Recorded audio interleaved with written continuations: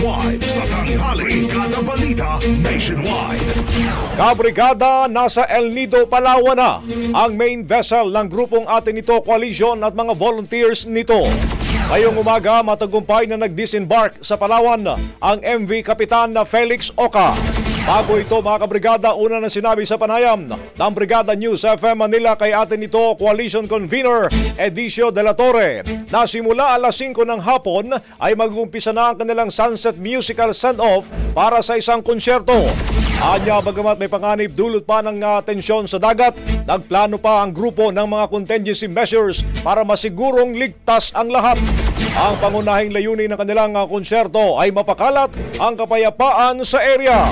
Sa katunayan, nagpadala din daw sila ng imbitasyon sa Chinese Embassy para mag-invite ng mga artist mula China. Really, sabi namin, walang hidden agenda ito. Gusto lang namin ang peace concert at peace. Ano lang?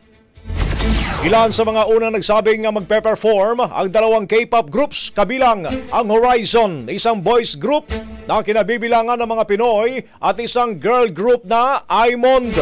Magtatanghal din ng iba pang international artists na sina Fumi mula Japan at Indonesian and Malaysian musicians na sina Viona at Kai Mata at mga local artists na sina Noel Cabangon, Ebe Dancel at all-women rock band Rouge at rap group na Moro Beats. Ang bahaging ito ay hatid sa atin ng Drive Max Herbal Capsule. Lalaking angat, tumatagal.